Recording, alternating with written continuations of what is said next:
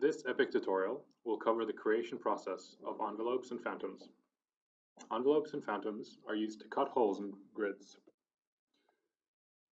Envelopes are regions made of grids or parts of grids, which are used to cut holes in zones. Phantoms cut holes in zones using predefined geometric shapes instead of using the grids. The holes are cut to facilitate better data flow between interpolating meshes.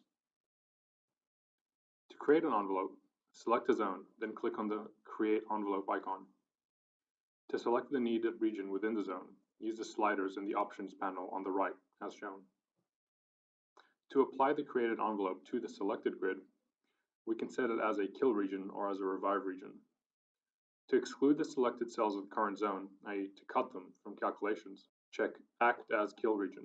To revive the selected cells of the current zone from calculations, check Act as Revive Region. To modify which items will be cut by the envelope, right-click on the Cut Holes In field, then click Modify Cut Items. From the envelope Cut Items, select the zones or bodies in which the envelope should cut holes in, and click OK.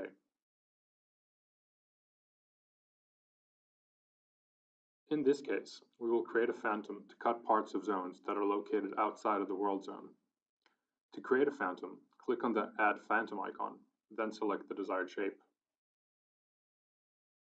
Modify the phantom's position and dimensions by editing the Start, Width, Height, and Span fields.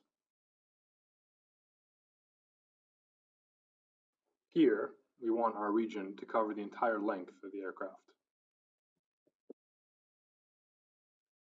Right-click on the Kill or Revive field to modify items to kill or revive by the phantom. Check zones to kill or revive, and click OK to confirm. This is the hole cut in the world zone by the fuselage envelope.